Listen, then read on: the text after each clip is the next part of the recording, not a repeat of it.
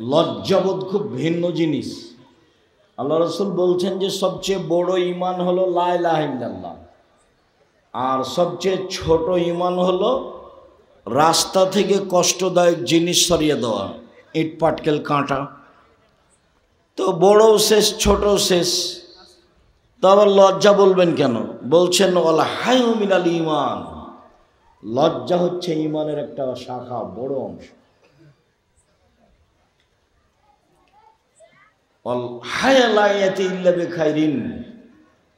লজ্জা শুধু কল্যাণ ডেকে আনে।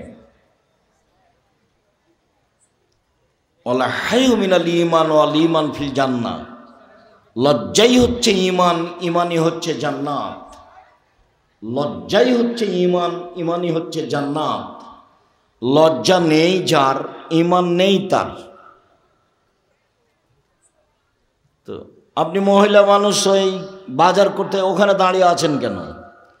বসে থাকেন, কষ্ট করে একটু বসে থাকেন, গল্প করিয়েন না। আপনিও বক্তব্য শুনতে এসেছেন, আর আমরাও কিছু আপনাদের কাছে বলতে এসেছি। ভদ্রতা বজায় রেখে চুপচাপ বসে থাকেন, আপনার কিছু না কিছু আমি উপকার করবই করব ইনশাআল্লাহ। দয়া করে আমাকে কোনো কাজ দেখাবেন না, যেহেতু আপনার কোনো কাজ আমি দেখতে রাজি নই।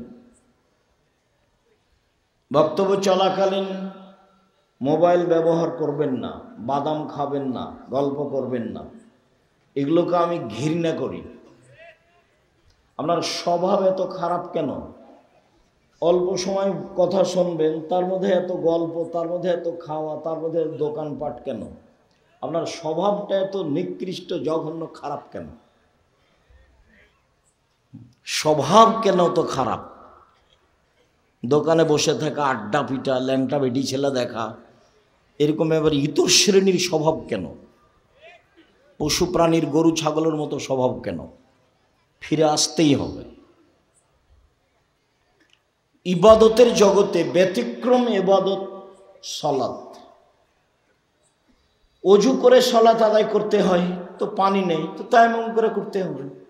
মাটি নেই, তো অজু আর তায়াম্মুম ছাড়াই সালাত আদায় করতে হবে। কেবলার দিকে মুখ করে সালাত আদায় করতে হয়, তো কেবলা বোঝা যায় না, এমনিতেই করতে হবে। দাঁড়িয়ে সালাত আদায় করতে হয়, তো দাঁড়িয়ে থাকা যায় না, তো বসে থেকে করতে হবে। বসে থেকে সালাত আদায় করা যায় না, শুয়ে থেকে করতে হবে। পরিষ্কার কাপড় পরে সালাত আদায় করতে হলে পরিষ্কার কাপড় নেই, পেশাব পায়খানা লেগে আছে, বলে তাতেই করতে হবে। পরিষ্কার অপরিষ্কার কোনো কাপড়ই নাই, উলঙ্গ হয়ে আছে, বলে এই অবস্থাতেই নামাজ পড়তে হবে। এক অবাক ভিন্ন ধরনের ইবাদত সালাত, যার সাথে মানুষের কোনো আপোষ নেই। এরপরেও সালাতের নেকি যত ভারী, এই ছেলে এটা খুলো তো, সালাতের নেকি যত ভারী, ভালো চাল চলনের নেকি তার চেয়ে হাজারো গুণ বেশি ভারী। ভালো চাল চলন কি জিনিস? হজের নেকি যত ভারী, ভালো চাল চলনের নেকি তার চেয়ে লক্ষ গুণ বেশি ভারী। ভালো চাল চলন কি জিনিস? ভালো চাল চলন সবাই বুঝে। কিভাবে বুঝে? মানুষে বলে যে লোকটার স্বভাব খুব খারাপ। কার কথা বলছো? আর তোর কথা বাদ দাও তো, ওকে দেখতেই ঘৃণা লাগে, ওর মুখ খুব খারাপ। দেখেন, মানুষ ভালো চাল চলন বুঝে। কার কথা বলছিল? ওই যে আহমদ, খুব ভালো ছেলে তো, স্বভাব খুব ভালো, আমাদের এখানে এসেছিল, খুব ভালো ছেলে। দেখেন, মানুষ মানুষের চাল চলন বুঝে, কোনটা ভালো আর কোনটা খারাপ। এটাই, এই কাজটাই ইবাদতের জগতের সবচেয়ে ভারী নেকির কাজ। বাস্তব বলি আপনাকে একটু, অটোতে আপনি বসে আছেন, তা আমি উঠেছি, আমি উঠতেই ছেলেটা টান দিয়েছি, তা আমি আপনার মুখের উপরে গিয়ে পড়ে গেছি।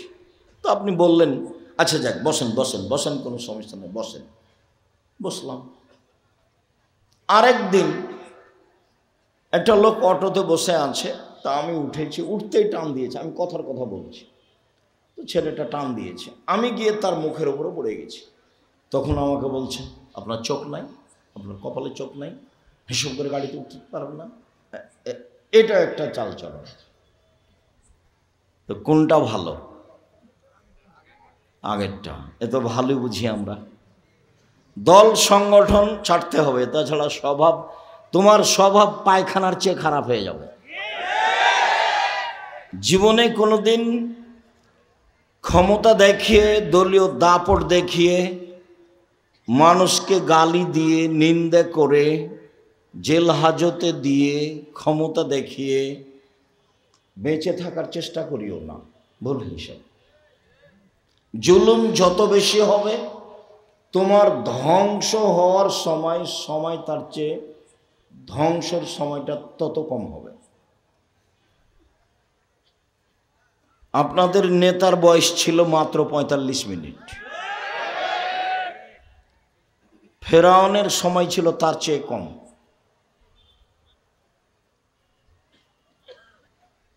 জুলুম, অন্যায়, অবিচার, ক্ষমতা, দাপট যত বেশি হবে ধ্বংসের সময়ে ধ্বংস সবচেয়ে কম সময়ে হবে।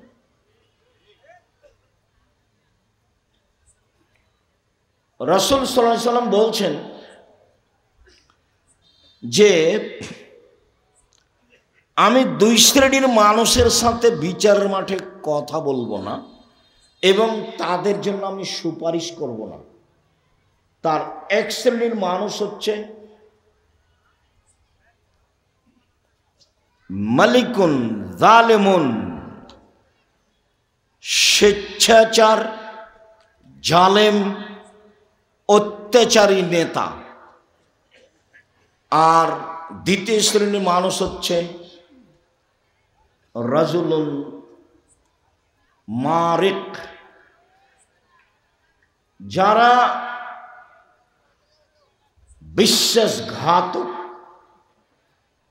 প্রতারক, ধোঁকাবাজ, মানুষের সাথে ধোঁকা দিয়ে কথা বলে, মানুষের সাথে ওয়াদা করে পূর্ণ করে না।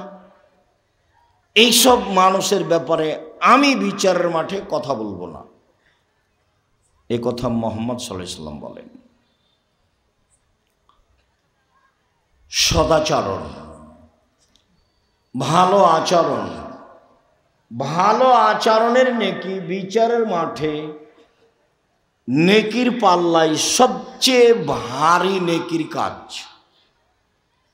বিচারের মাঠে হিন্দুদের পাপ নেকি ওজন হবে না, কেন? তাদের নেকি নেই। খ্রিস্টানদের পাপ নেকি ওজন হবে না, কেন? তাদের নেকি নেই। ইহুদিদের পাপ নেকি ওজন হবে না, কেন? তাদের নেকি নেই। যারা আকীদায় মার খেয়েছে বিশ্বাসে, যেমন কাদিয়ানি, যেমন শিয়া, এদের পাপ নেকি ওজন হবে না, কেন? এদের নেকি নেই। এই ধরনের যত মানুষ নিজেকে ভালো মনে করেছে কিন্তু আকীদা নষ্ট হয়ে গেছে, তাদের পাপ নেকি ওজন হবে না। ফালানুকিমু লাহু ইয়াউমাল কিয়ামাতি ওজনা, আমি তাদের পাপ নেকি ওজন করব না। ইউখাযু বিন নাওয়াসি ওয়াল আকদাম, তাদের মাথার সম্মুখভাগ আর পা একসাথে ধরে জাহান্নামে নিক্ষেপ করা হবে, ওদের কোনো বিচার নেই, ওদের কোনো হিসাব নিকাশ নেই। সম্মানিত দিনী ভাই বোন, আজকে আমরা প্রথমে একটা হাদিস পেশ করি যাতে আমরা বুঝবো যে আল্লাহর নবী বলেছেন ভালো চাল চলনের নেকি নেকির পাল্লায় সবচেয়ে ভারী নেকি।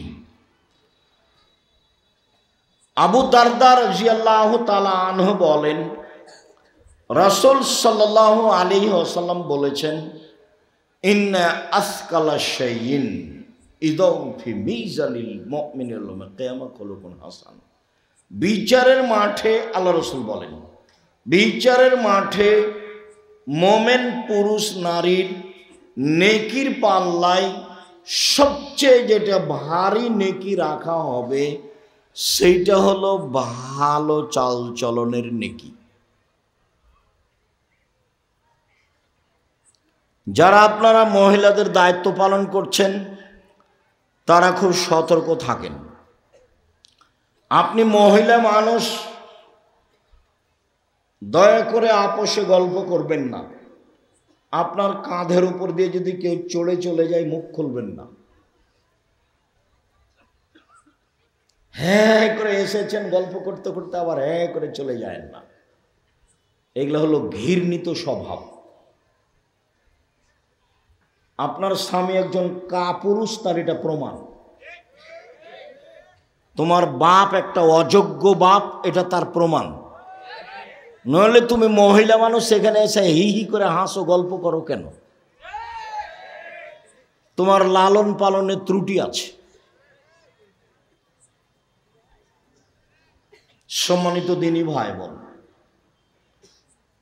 আমার সাথে কথায় সাড়া না দিয়ে আপনি এক খেলে আমার দিকে চেয়ে থাকবেন, আমি আপনার কিছু না কিছু উপকার করবই করব ইনশাআল্লাহ। বিচারের মাঠে সবচেয়ে ভারী নেকির ইবাদত হলো ভালো চালচলন। আল্লাহ তাআলা বলেন, ইদফা বিল্লাতি হিয়া আহসান। মুহাম্মদ সাল্লাল্লাহু আলাইহি সাল্লাম সমাজে কথা বলার সময় প্রতিপক্ষ যা বলে আপনি তার চেয়ে সুন্দর বলুন। মুহাম্মদ সাল্লাল্লাহু আলাইহি সাল্লাম মানুষের সাথে কথা বলার সময় মানুষে যা বলে আপনি তার চেয়ে ভালোটা বলুন। সমান সমান বলে যে সে ভালো নয়।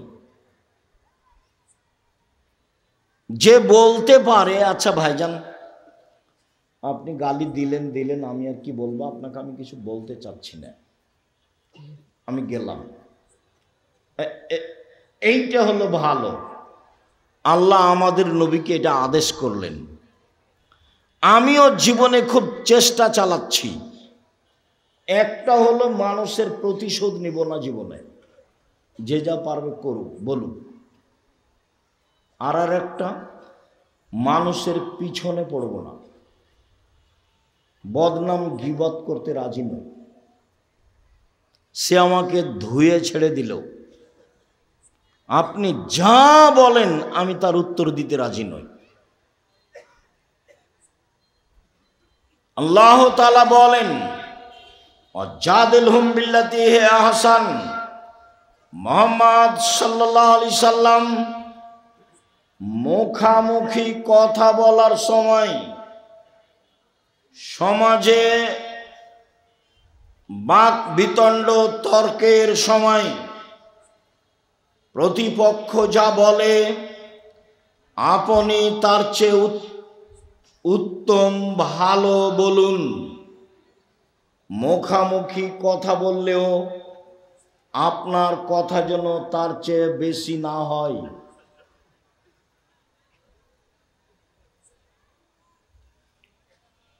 আল্লাহ তাআলা বলেন, ফাবিমা রাহমাতিম মিনাল্লাহ লিনতা লাহুম ওয়ালাউ কুনতা ফাজ্জান গালিজাল কলব লানফাজ্জু মিন হাওলিক। মুহাম্মদ সাল্লাল্লাহু আলাইহি সাল্লাম আল্লাহর পক্ষ থেকে বড় দয়া যে আপনি নরম আচরণের হয়েছেন, আপনার স্বভাব নরম, আপনার চাল চলন কোমল, আপনি কর্কশ স্বভাবের হলে মানুষ আপনার পাশ থেকে সরে যেত, কেউ থাকতো না। শুনুন, ফাফু আনহুম, মানুষকে মাফ করুন। যা বলেছে বলেছে, মানুষে বলেছে ও পাগল, ওকে জিনে ধরেছে। মানুষে বলেছে বংশের জন্য কলঙ্ক, জাতির জন্য কলঙ্ক। ছি ছি ছি ছি ছি ছি ছি, এটা কথা হলো? বলছে যে একজন আল্লাহ সপ্তম আকাশের উপরে থাকে, অথচ আল্লাহ হলো 360 জন। আল্লাহ কতজন? 360 জন। একে হত্যা করতে হবে, একে দেশ থেকে তাড়িয়ে দিতে হবে, একে জেলে বন্দি করতে হবে, ওর গায়ে ধুলা দিয়ে দে, কুকুর লাগিয়ে দে, জাতির জন্য কলঙ্ক। কত কি যে বলল, যা বলল আপনি মাফ করুন। এই ছেলে,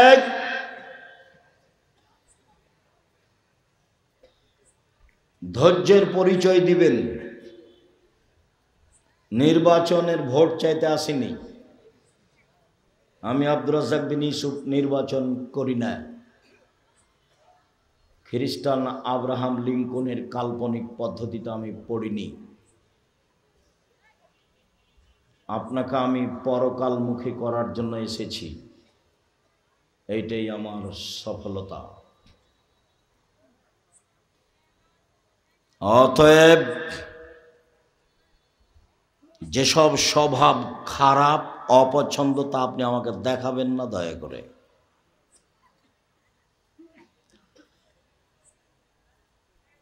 মহান আল্লাহ বলেন, আস্তাগফির লাহুম, জনগণ আপনাকে গালি দিয়ে যে পাপ করেছে, সেই পাপের জন্য আপনি আল্লাহকে বলেন, আল্লাহ ওরা না বুঝে যে আমাকে গালি দিয়েছে, ওদের গুনাহ হয়েছে, তুমি ওকে মাফ করো।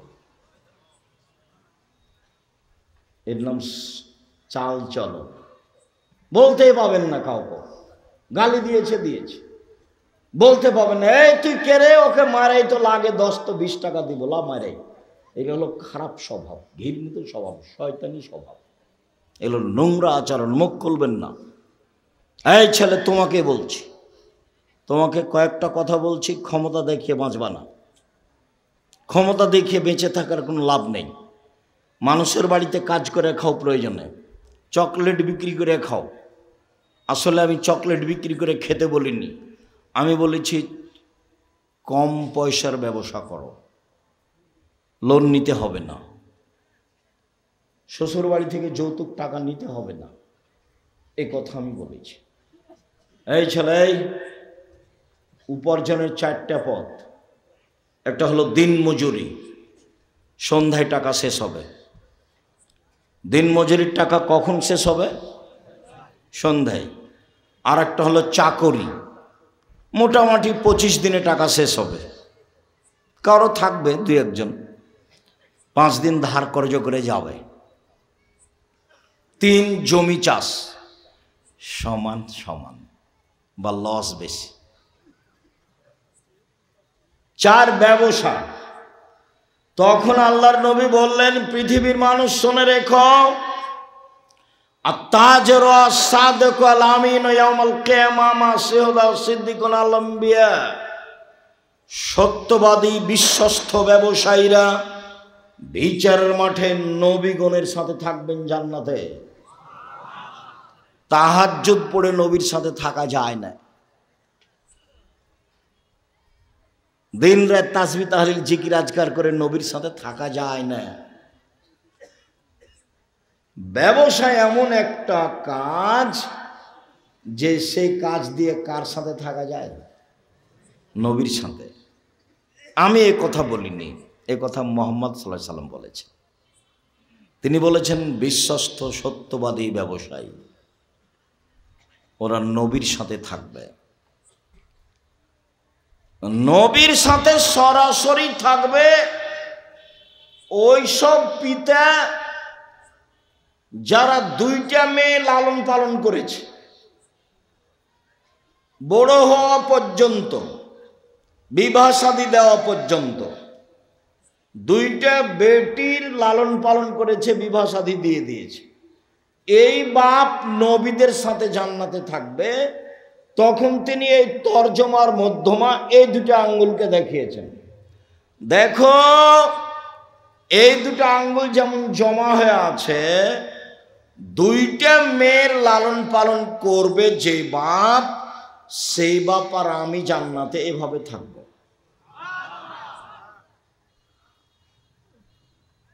আপনারও তো দুইটা তিনটা মেয়ে ওই যে বাজারে বসে আছে, বলেন কি হবে? জবাব আমাকে দিতে হবে না, জবাব আপনাকে দিতে হবে, জবাব দিতে হবেই। প্রস্তুতি নেন। আপনি বুঝতেই পারেননি যে ছেলে মেয়েকে লালন পালন করতে হয় কিভাবে। আল্লাহ নবী বলছেন যে মান কানাত লাহু সালাসা বানাত, কারো যদি তিনটা মেয়ে তিনটা বেটি থাকে, আল্লামাহুন্না, তাকে যদি বিদ্যা শিখিয়ে দেয়, ও আদ্দাবাহুন্না, তাকে যদি শিষ্টাচার শিখিয়ে দেয়, ও জাওয়াজাহুন্না, যদি তার বিবাহ শাদী দিয়ে দেয়, ও আহসানা ইলাইহিন্না, যদি তার সাথে ভালো আচরণ করে, তাহলে বাপ আর জাহান্নামের মাঝে মেয়েরা থাকবে। জাহান্নাম থেকে ওইদিকে, আর বাপ থাকবে এইদিকে, আর মধ্যে থাকবে মেয়েরা। মেয়েরা বলবে আমার বাপকে জান্নাতে দেন, তারপরে কোনো কথা। আমি এ কথা বলিনি, এ কথা মুহাম্মদ সাল্লাল্লাহু আলাইহি ওয়াসাল্লাম বলেছেন। আপনি নিজে পড়তে চাইলে আদর্শ নারী বইয়ে দেখেন, আদর্শ পরিবার বইয়ে দেখেন, উপদেশ বইয়ে দেখেন।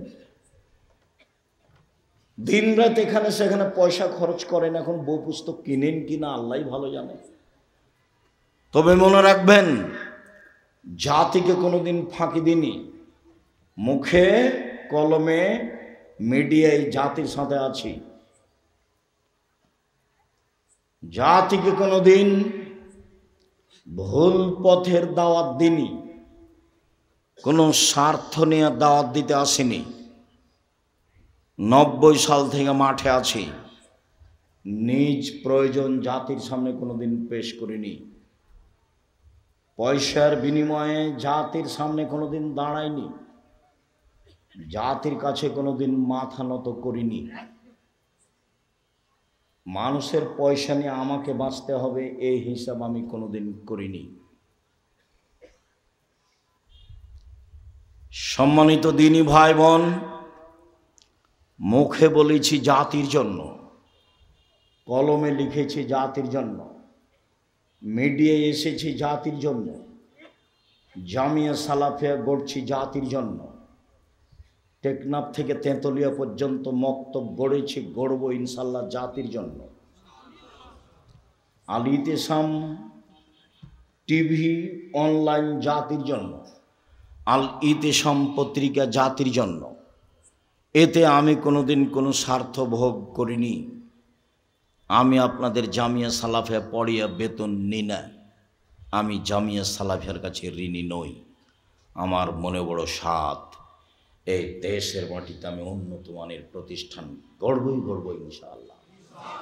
যেখানে ছেলে মেয়ে বাংলা ইংরেজি আরবি উন্নত মানের শিক্ষা অর্জন করে জাতির অন্যায়ের বিরুদ্ধে লড়বে, মুখে কলমে মিডিয়ায় লড়বে। শুধু আপনার স্বার্থে দেশ বিদেশ থেকে শিক্ষক নিয়ে এসে রেখেছি, যাদের মাসে বেতন লাগে 40 লক্ষ। শুধু খালি এক মাসে বেতন লাগে 40 লাখ। অতএব আপনি বই পুস্তক পত্রিকা সব কিছু মূল্যায়ন করবেন, এটা আমার ঐকান্তিক দাবি। সাথে সাথে কোন থানা এটা? নাচল থানা, চাঁপাই নবাবগঞ্জ। চাঁপাই নবাবগঞ্জ আমার জন্মভূমি। চাঁপাই নবাবগঞ্জের মহিলা পুরুষকে আমি বলতে চাই, নিজ স্বাধীনতায় চলে, ভুল পদ্ধতিতে চলে আমি আব্দুর রাজ্জাক বিন ইউসুফ উপেক্ষা করে সফল হবেন এটা আপনি মনে করিয়েন না। আমি আপনার পাশে থাকতে চাই, এটা আমার দাবি। আপনি মহিলা বৈঠক ডেকে বুবু বুবু বলে ধর্মের নামে এইসব কিছু বলে পরকাল সফলতা অর্জন করতে পারবেন না, আপনার ভুল হিসাব। জাতির যদি রাস্তাঘাট করে দিতে না পারি, জাতির যদি স্কুল কলেজ করে দিতে না পারি, জাতিকে চূড়ান্ত সঠিক ধর্ম দিতে পারবো ইনশাআল্লাহ। ধর্মের ব্যাপারে জাতিকে ফাঁকি দিয়ে পরকাল হারাতে রাজি নই, এই জিম্মেদারি নিনি। কাজেই আপনি চাঁপাইনবাবগঞ্জ জেলার মানুষ হিসেবে, আমি আপনার জন্মভূমি জেলার মানুষ হিসেবে ভিতরে সংকীর্ণতা না রেখে কাছে এসে কিছু পরামর্শ দিবেন, ধর্মের ব্যাপারে পরামর্শ নেবেন, এটাই আমি আপনার বাড়ির মানুষ হিসাবে আমার ঐকান্তিক দাবি। সম্মানিত দিনী ভাই বোন, দেশ বিদেশের বড় বড় বিদ্বান থাকবেন সেদিন 6 তারিখ 6-7 নভেম্বর। সেদিন নিজের সম্মেলন মনে করে উপস্থিত থাকবেন। 16 থেকে 18 লক্ষ টাকা খরচ হয় এই প্রোগ্রামে।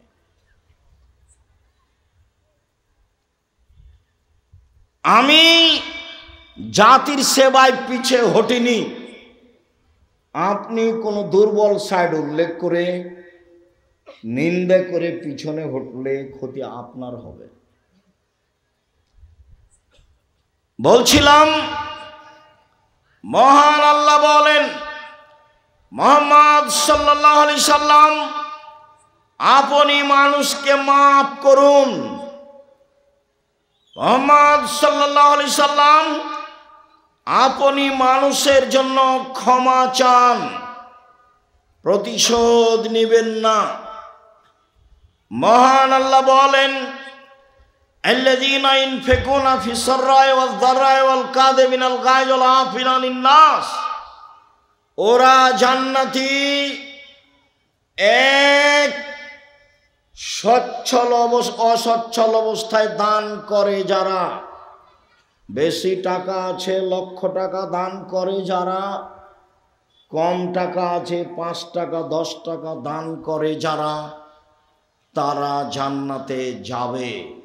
2, অল কাযিমিনাল গায়জ, রাগকে দমন করে, রাগ দিয়ে বিচার করে না, রাগ দিয়ে প্রতিশোধ নেয় না, স্ত্রীকে গালি দেয় না, ভাইয়ের সাথে ঝগড়া করে না, দলাদলি করে মানুষের সাথে মারামারি করে না, মানুষকে জেল হাজতে দেয় না, মানুষকে নিয়ে মিছিল মিটিং করে না, মানুষের ক্ষতি করে না, মানুষকে মাফ করে যে সে জান্নাতে যাবেই। আল্লাহ ফিনানিন নাস, মানুষকে মাফ করে যে সে জান্নাতে যাবে। 1, ধনী হোক গরিব হোক দান করে যে। 2, রাগ দিয়ে কাজ নেয় না যে। 3, মানুষকে মাফ করে যে, এরা জান্নাতে যাবে। একজন সাহাবী বলছেন যে সাহাবীগণ আল্লাহর নবীকে বললেন, আল্লাহর নবী বলেন তো, মা খায়রু মাউতিল ইনসান, আল্লাহ যে মানুষকে অনেক নিয়ামত দিয়েছেন তার সবচেয়ে উত্তম কোনটি?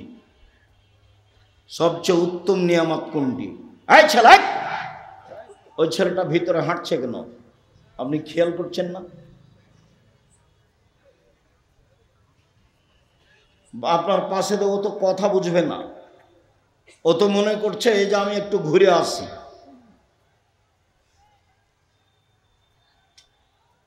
স্বভাব পরিবর্তন করতে হবে।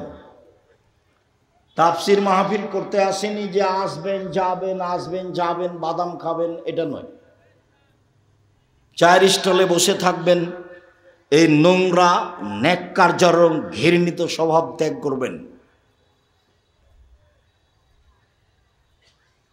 আল্লাহ রাসূল বলছেন, মানুষকে আল্লাহ যত নিয়ামত দিয়েছেন তার সবচেয়ে উত্তম নিয়ামত হচ্ছে ভালো চাল চলন।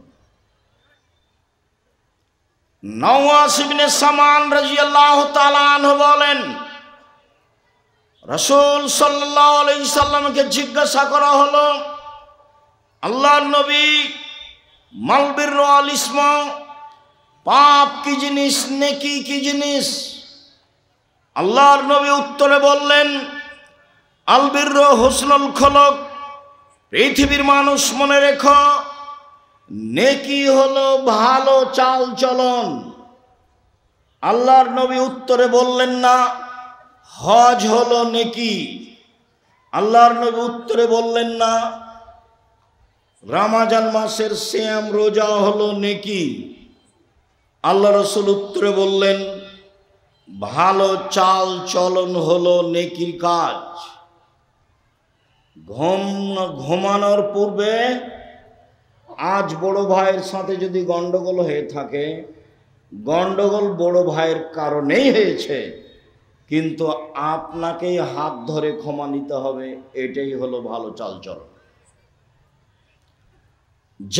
যায় যদি গন্ডগোল হয়ে থাকে, ঝগড়া হয়ে থাকে, ঝগড়া বড় জায়ের কারণেই হয়েছে, ছোট জাকে বড় জায়ের হাত ধরে ক্ষমা নিতে হবে, এটাই ভালো চালচলন। ক্ষমা নিতেই হবে। সম্মানিত দিনী ভাই বোন, সদাচরণ দিয়ে সবচেয়ে দামি জান্নাত পাওয়া যায়। আবু মুসা আশআরী রাদিয়াল্লাহু তাআলা আনহু বলেন, রাসূল সাল্লাল্লাহু আলাইহি ওয়াসাল্লাম বললেন, মনে রেখো, জান্নাতে কতগুলি ঘর রয়েছে, যার বাহির থেকে ভিতর দেখা যায়, ভিতর থেকে বাহির দেখা যায়, উন্নত মানের পদার্থ দিয়ে তৈরি। সাহাবীগণ বললেন, আল্লাহর নবী, এত দামি জান্নাত কে পাবে? আল্লাহ রাসূল উত্তরে বললেন, ভালো চাল চলন যার, সে পাবে। সদাচরণ দিয়ে সবচেয়ে দামি জান্নাত পাওয়া যায়। সদাচরণ দিয়ে জান্নাতুল ফেরদাউস পাওয়া যায়। উমামা বাহিলি রাদিয়াল্লাহু তাআলা আনহু বলেন, রাসূল সাল্লাল্লাহু আলাইহি সাল্লাম বললেন, পৃথিবীর মানুষ শুনে রেখো, যে ব্যক্তি তর্ক করবে না সত্য হলেও, আব্দুল্লাহ এক সাহেব এটা বলেছেন, আরে না এটা বলেছেন, আরে না এটা বলেছেন, আসসালামু আলাইকুম, গেলাম, আমি তর্ক করতে রাজি নই। সত্য হলেও যে তর্ক করবে না, আমি মুহাম্মদ সাল্লাল্লাহু আলাইহি সাল্লাম তাকে একটা জান্নাতে ঘর নিয়ে দিব। অমান তারাকাল কিজবা ওয়াইন কানা মাঝে, মজাক করে হলে কেউ যদি মিথ্যা কথা ছেড়ে দেয়, আমি মুহাম্মদ সাল্লাল্লাহু আলাইহি সাল্লাম তাকে জান্নাতে একটা ঘর নিয়ে দিব। রাসূল সাল্লাল্লাহু আলাইহি সাল্লাম বলেন,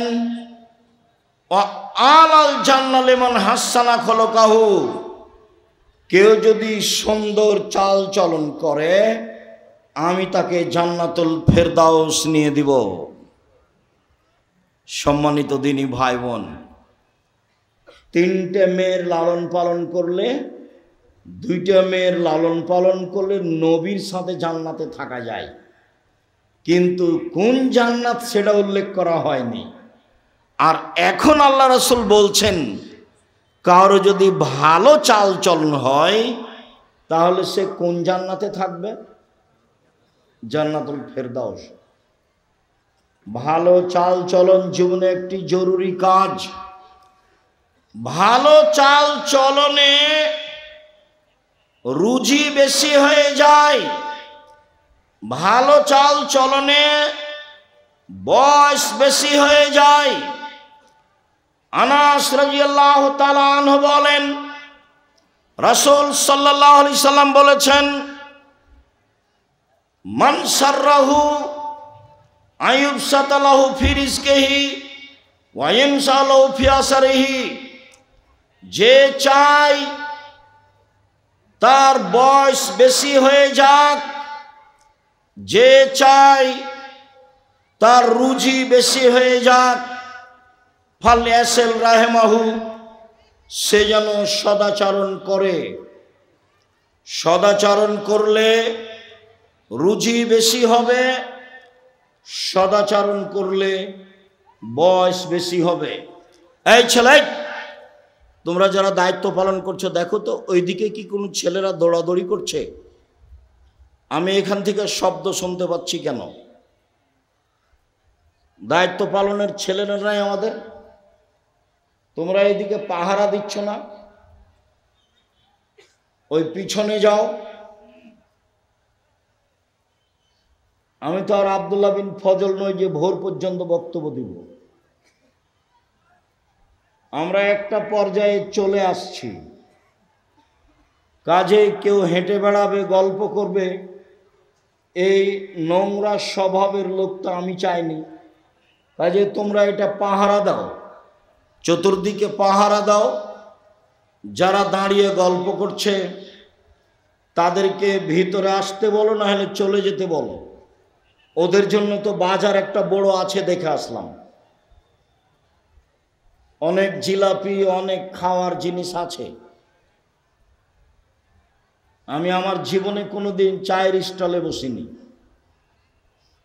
আমার মা বলতো, এক, দোকানে বসিও না, দুই, প্রাইভেট পড়ায় না, তিন, কারোর সাথে বন্ধুতালি করো না, চার, দাওয়াত খায়ও না। আমার মা যে কি বুঝতেন। এক, দোকানে বসিও না, দুই, প্রাইভেট পড়ায় না, তিন, কারোর সাথে বন্ধুতালি করো না, চার, দাওয়াত খায়ও না। আমার মা আমার সাথে পিছে পিছে হাঁটতেন আর এই চারটা কথা বলতেন। আমরা তো কোনোদিন জীবনে দোকানে বসিনি মনে হয়। বেঁচে আছি তো।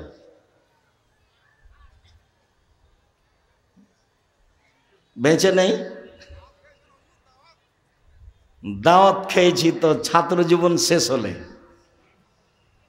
এখন তো দাওয়াত খাই। তো অনেক সময় হিসাব করি আর কি।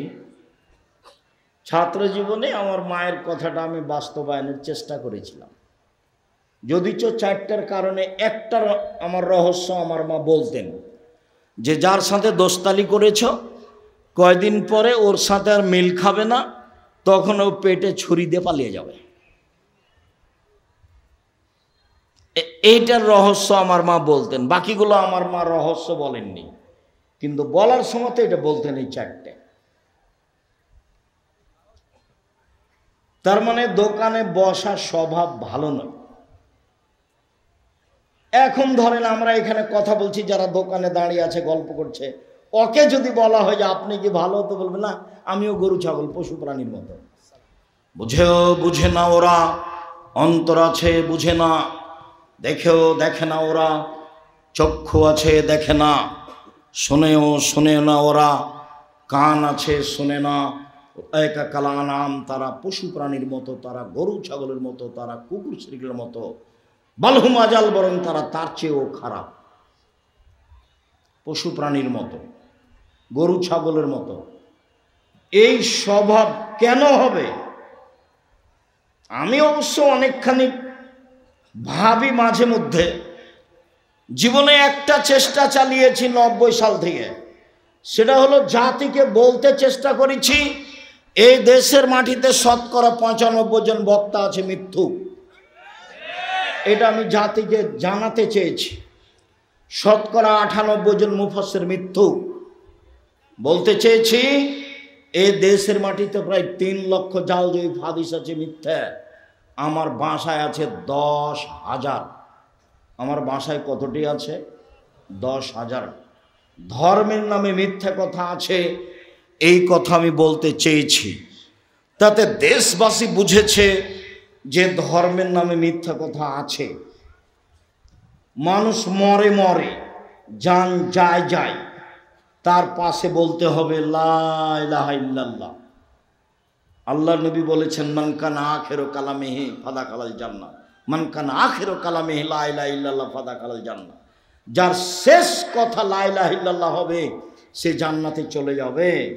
সূরা ইয়াসিন পড়তে হবে মমর্ষ ব্যক্তির পাশে বা মরার পাশে, যা হাদিস জাল মানুষ করছে, আহলে হাদিস মানুষ করছে। লাশকে চিৎ করে রাখা যাবে না, কাত করে শুয়ে রাখতে হবে। বুকের উপরে হাত রাখতে হবে না, পাশে হাত রাখতে হবে। মানুষ মারা গেছে, অজু গোসলের সময় মোচ কাটা যাবে না, হারাম। পরিষ্কার পরিচ্ছন্নতার কাজ করা যাবে না, নখ কাটা যাবে না, পেট চেপে পেশাব পায়খানা বের করা যাবে না, সব হারাম। শ্বাস বন্ধ হয়ে গেছে, সব বিধান বন্ধ। অজু দিয়ে গোসল দিতে হবে মাত্র, এইটুকু ছাড়া আর কিছু নেই। লাশকে সামনে রেখে নেতারা ধারাবাহিক বক্তব্য দিচ্ছে, এই বক্তব্য হারাম।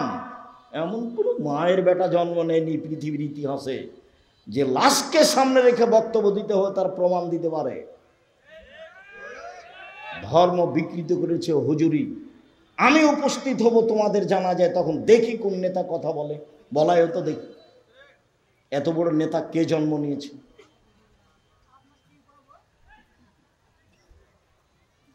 তোমাদের এলাকায় ওরকম পরিবেশে একদিন আসি, আমি তো এসেছিলাম। মৌলানা সাহেবের জানাজা, ডক্টর আসাদুল্লাহ গালেব জানাজা করেছিলেন, এই যে আরে আলাদিপুর মাদ্রাসার মৌলানা শামসুদ্দিন সাহেব। আমরা সেদিন ছিলাম। জানাজার সময় ডক্টর সাহেবই তো জানাজা পড়ালেন। এমন তো দুঃসাহস কেউ করে না, করে সে কিছু করবে এটা আমি ধারণাও করি না। তার মানে কোনো এমপি মন্ত্রী, কোনো চেয়ারম্যান মেম্বারের অধীনে আমি জামিয়া সালাফিয়া চালাই না। জামিয়া সালাফিয়া বৈদেশিক পয়সা দিয়ে চলে না। জামিয়া সালাফিয়া কোনো বড় ধরনের বিত্তশালী দিয়ে চলে না। জামিয়া সালাফিয়া কোনো লোকের কথা দিয়ে চলে না। জামিয়া সালাফিয়া কোনো কমিটি দিয়ে চলে না। জামিয়া সালাফিয়া একটা সৈন্যের উপরে আছে, মাসে 40 লাখ টাকা বেতন লাগে। কেউ ক্ষমতা দেখে একটা কাজ করে নিবে এমন দুঃসাহস মাটিতে নেই। কেউ এমন দুঃসাহসের মানুষ মাটিতে নেই। আমার জীবনে আমি কোনোদিন বক্তব্য দিতে গেছি কোনো মসজিদে, কোনো জায়গাতে, ওর কথা অনুপাতে বক্তব্য দিতে হবে 90 সাল থেকে নিয়ে এখন পর্যন্ত কোনোদিন ঘটেনি।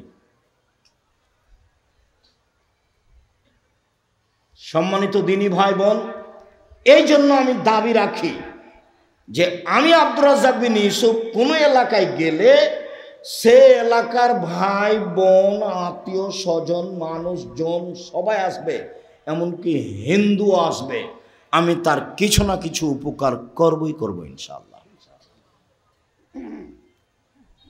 সম্মানিত দিনী ভাই বোন, চাল চলন ভালো যার সে জান্নাতুল ফেরদাউস পাবে, এ কথা মুহাম্মদ সাল্লাল্লাহু আলাইহি সাল্লাম বলেন। 3টে মেয়ের লালন পালন করলে, 2টে মেয়ের লালন পালন করলে নবীর সাথে জান্নাতে থাকা যাবে, তবে জান্নাতুল ফেরদাউসের কথা নেই। পৃথিবীতে একটাই ইবাদত, সেটা হলো ভালো চাল চলন, যার বিনিময় হলো জান্নাতুল ফেরদাউস। সম্মানিত দিনী ভাই বোন, ভালো চাল চলনে বয়স বেশি হয়ে যায়, ভালো চাল চলনে রুজি টাকা পয়সা বেশি হয়ে যায়। মুখ খারাপ করে ব্যবসা বাণিজ্য করবেন না, মুখ খারাপ করে জাতিকে ক্ষমতা দেখাবেন না, মাটির মানুষ মাটির মতো হয়ে থাকবেন। যত উপস্থিত মহিলা আছেন, আপনাকে অনুরোধ করে বলছি, শাশুড়িকে উপেক্ষা করে কথা বলবেন না, মাকে উপেক্ষা করে কথা বলবেন না, ননদকে উপেক্ষা করে কথা বলবেন না, জায়ের ছেলে মেয়ে যাকে দেখে উপেক্ষা করে কথা বলবেন না। নরম হয়ে যান, মুখামুখি উত্তর নেই, ফল ভালো হবেই হবে। মুরব্বী আপনাকে বলছি, আল কেটে জমি বাড়াবেন না। আপনাকে বলছি, ক্ষমতা দেখিয়ে মানুষের নামে মামলা করবেন না। দাপট দেখিয়ে মানুষকে অপমান খাটো করবেন না। চাঁপাইনবাবগঞ্জ নাচলের ভাষায় মানুষকে গালি দিবেন না, জান্নাত হবেই হবে ইনশাআল্লাহ। সম্মানিত দিনী ভাই বোন, আব্দুল্লাহ ইবনে আমর বলেন, রাসূল সাল্লাল্লাহু আলাইহি ওয়াসাল্লাম বলেছেন, চারটা জিনিস আছে যার, সব কিছু আছে তার, ইহকাল আছে তার, পরকাল আছে তার, জান্নাত আছে তার। চারটা জিনিস আছে যার, সব কিছু আছে তার, ইহকাল আছে তার, পরকাল আছে তার, জান্নাত আছে তার। এক, হিফজ আমানাতিন, আমানতের রক্ষা। আমানত খুব কঠিন জিনিস। চেয়ারম্যান মেম্বার এমপি মন্ত্রীকে বললে বোঝা যাবে আমানত কি জিনিস। মাদ্রাসার প্রিন্সিপাল হেড মাওলানা, মসজিদের সভাপতিকে বললে বোঝা যাবে আমানত কি জিনিস।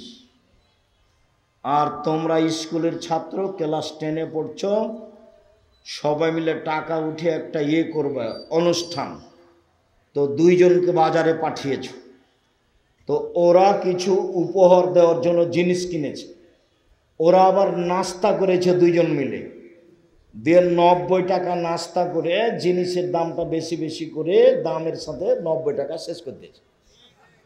ওরা বলেছে দুইজনে এটা বলবি না, নাস্তার কথা বললে মন খারাপ করবে।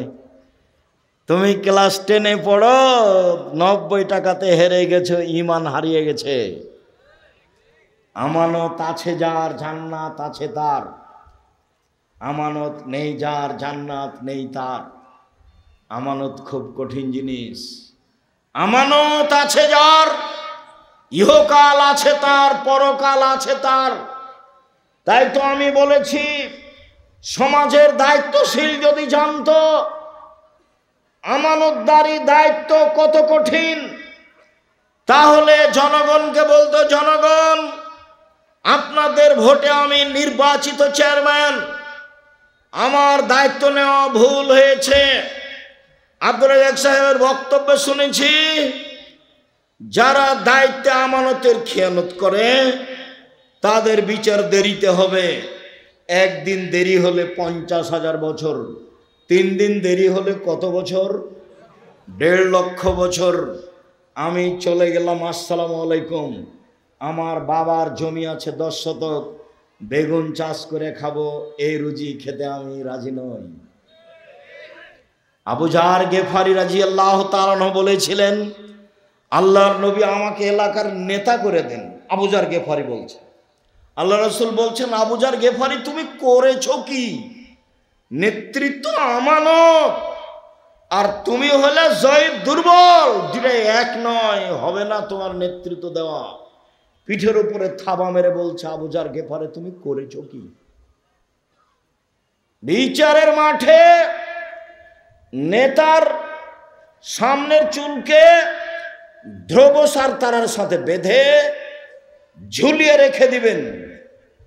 এরপরেও বলবে, এইভাবে আমার ঝুলে থাকা ভালো দুইজনের মাঝে দায়িত্ব পালন করার চেয়ে। সবাই দেখতে পারেন, প্রত্যেকটা হাদিস গ্রন্থে আছে নির্বাচন অধ্যায়, রাজত্ব পর্ব। অতএব আমানতদারি আছে যার, জান্নাত আছে তার। 2 হুসন খালিকাতিন, যার জান্নাত আছে তার। 3 সিদক হাদিসিন, সত্য কথা যার, জান্নাত আছে তার।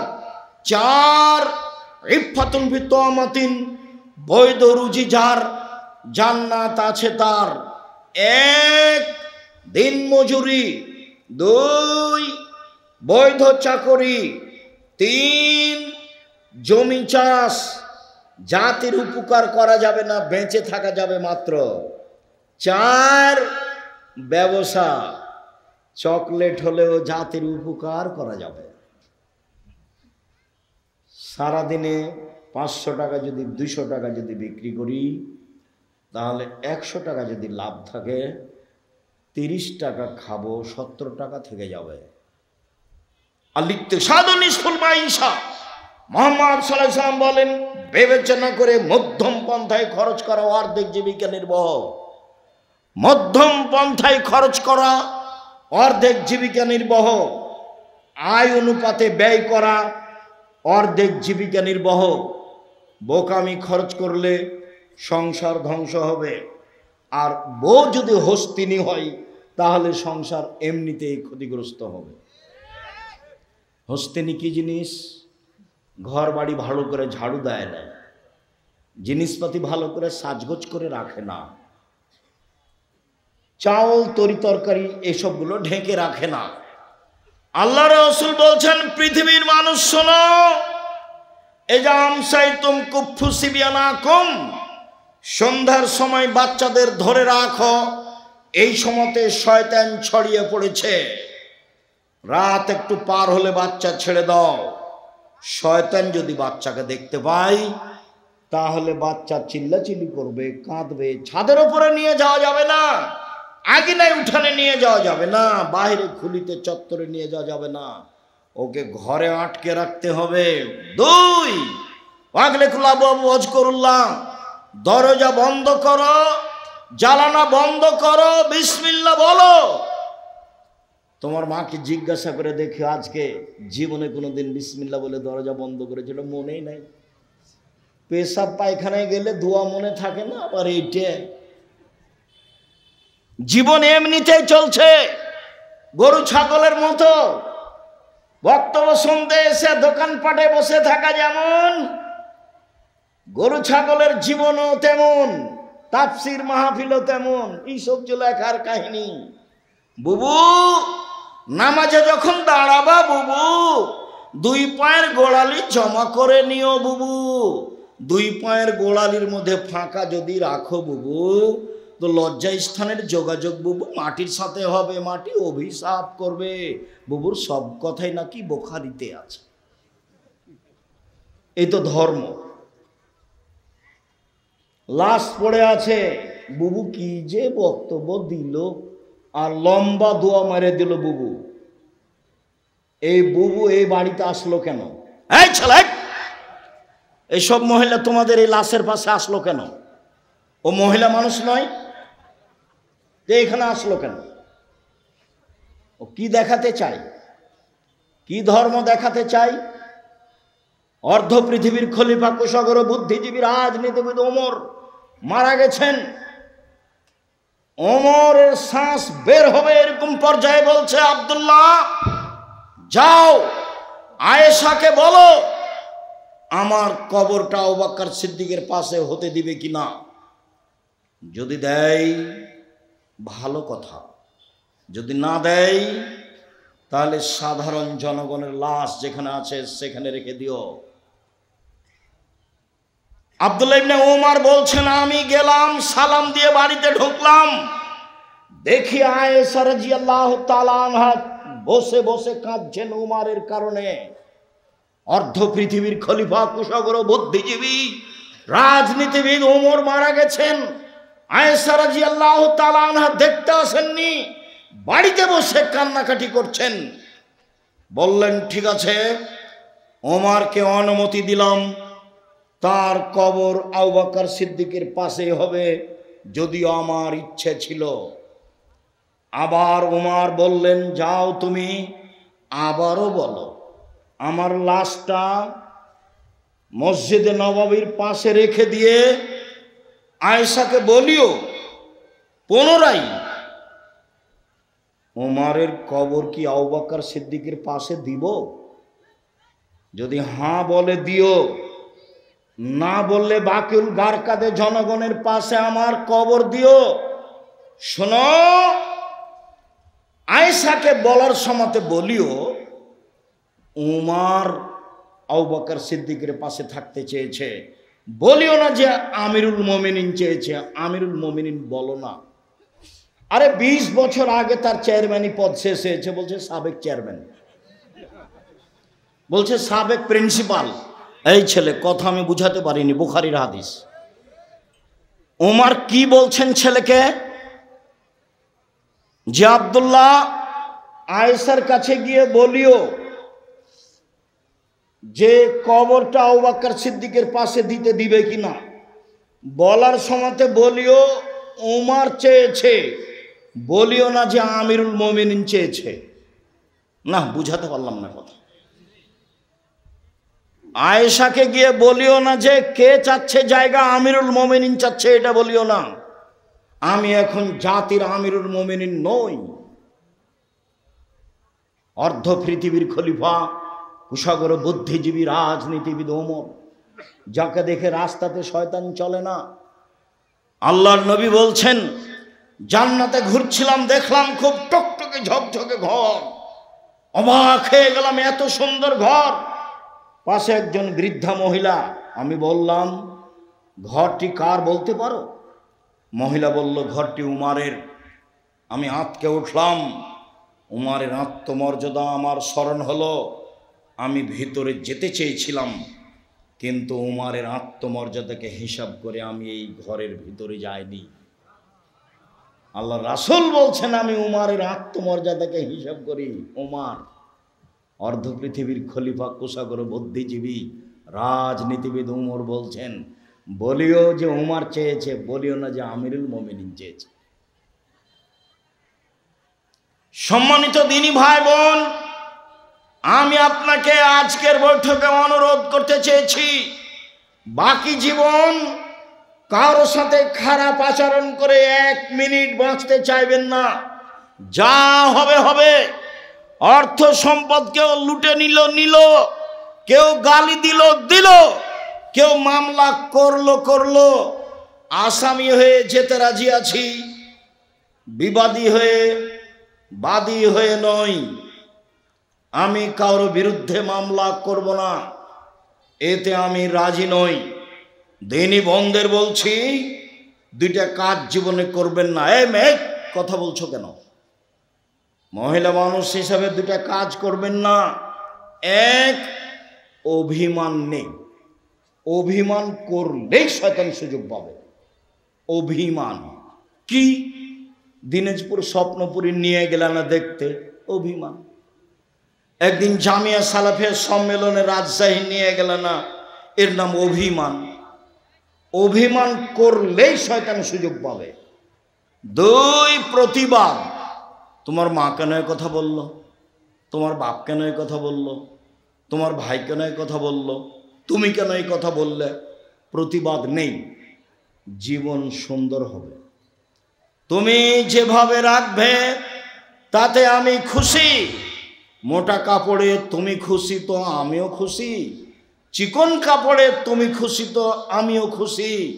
আমার পক্ষ থেকে কোনো অভিমান নেই, আমার পক্ষ থেকে কোনো অভিযোগ নেই, আমার পক্ষ থেকে কোনো আপত্তি নেই। যা আপনার ভালো তা আমার ভালো। তখন শয়তান চুপটি লেগে চলে যাবে। আর যদি খালি বলেন, হ্যাঁ তুমি আমার এই কথা শোনোনি, তোমাকে তো বলেছিলাম, তোমার এই কথা মানলে না, তখন আপনি তো বললেন, তো এভাবে গরম করে বলছিস কেন কথা? হ্যাঁ বলবো না, তুমি আমার কোনো কথা শোনো না। কোনটা তোর শুনি না? শুনিতে সব, একটাও শোনো না, তোমার সাথেই থাকবো না, থাকিস না, যা। তো তালাক দিয়ে দাও, এক্ষুনি তালাক দিয়ে দাও। যা তোকে তালাক দিলাম, 1 তালাক 2 তালাক 100 তালাক দিলাম। যখন তালাক দেওয়া শেষ হয়েছে, তেমনি শয়তান চলে গেছে। ইন্না লিল্লাহি ওয়া ইন্না ইলাইহি। এবার ছেলে যে আছে তিনটে, এখন কিন্তু আর শয়তান নেই। বেগুন তুলে খেলে গাছ এখনো আছে, আর মোলার গাছ তুলে খেলে এই গাছটাই শেষ।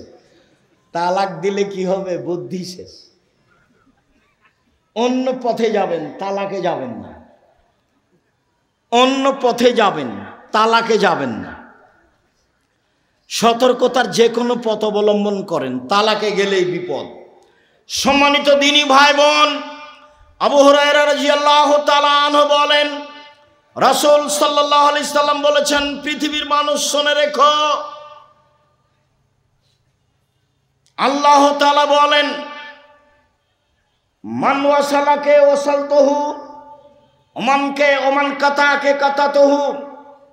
এই সদাচরণ, এই ভালো চালচলন শোনো, আমি আল্লাহ তোমাকে বলছি, তোমাকে নিবে যে আমি তাকে নিব, তোমাকে ছেড়ে দিবে যে আমি তাকে ছেড়ে দিব।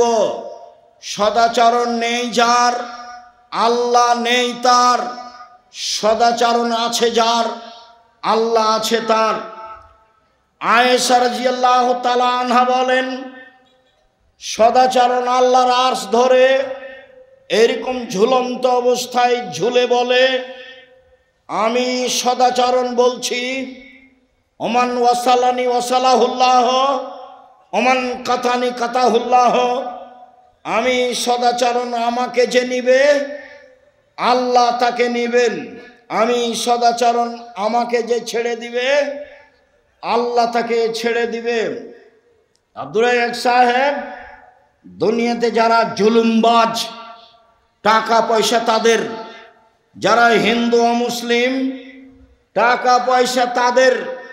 আপনি তো বলছেন সদাচরণ যার আল্লাহ তার, সদাচরণ নেই যারা আল্লাহ নেই তার।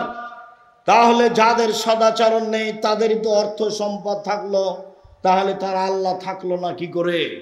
শুনুন, দুনিয়া সবাই ভোগ করতে পারে, আর দুনিয়া হুলুয়াতুন খাজেরা, দুনিয়া হচ্ছে মিঠে বস্তু।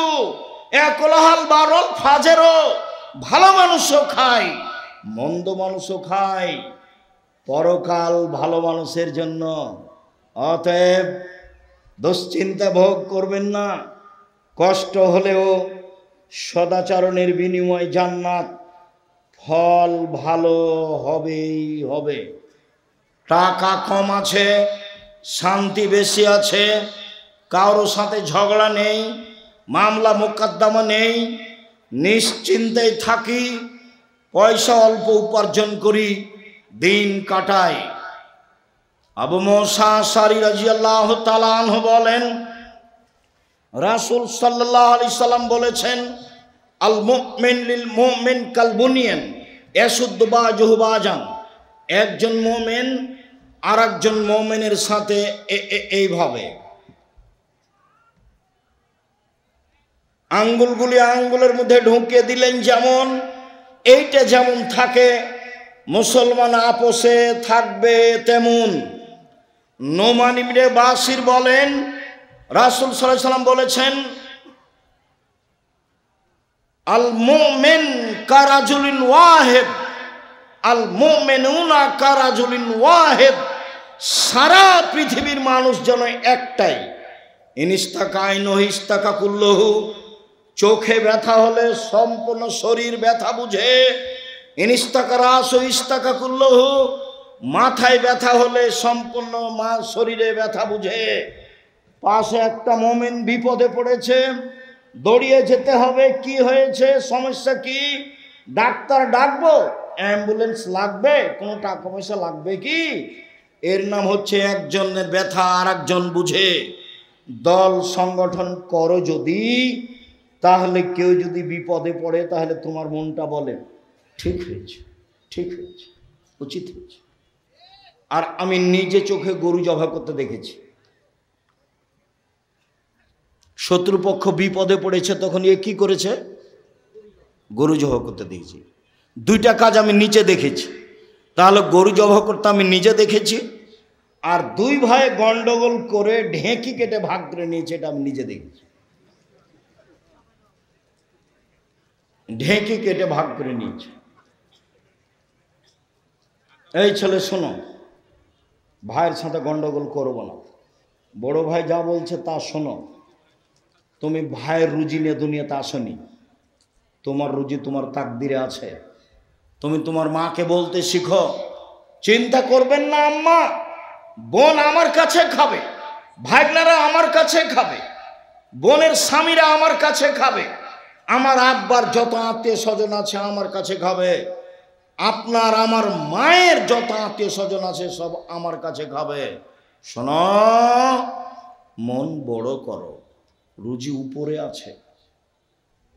তুমি তোমার বউ দুইজন মিলে রুজি উপার্জন করছিলে, একটা ছেলে হলো 3 জন করছো, আর একটা মেয়ে হলো 4 জন করছো, আরও ছেলে মেয়ে হলো অনেক করছো।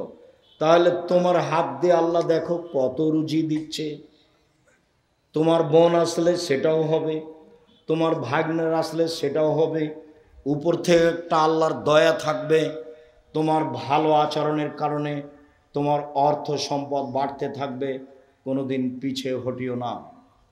সম্মানিত দিনী ভাই বোন, রাসূল সাল্লাল্লাহু আলাইহি সাল্লাম বলেন, আয়েশা রাদিয়াল্লাহু তাআলার বিবরণ, ইন্নামাল মুমিনু ইয়াজুদু বিহুসনি খুলুকিহি দারাজাতা সায়ামুল কায়েম। ভালো আচরণ দিয়ে মানুষ দুইটা নেকি অর্জন করে। এক, নিয়মিত তাহাজ্জুদ পড়লে যত নেকি হয়। 2, নিয়মিত নফল রোজা থাকলে যত নেকি হয়।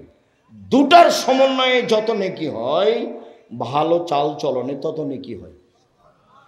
মনে থাকবে না মনে হয়? এক, নফল রোজা, বৃহস্পতিবার সোমবার। আজকে রোজা ছিলেন? ইন্না লিল্লাহি ওয়া ইন্না ইলাইহি। মুখ বন্ধ হয়ে গেল কেন?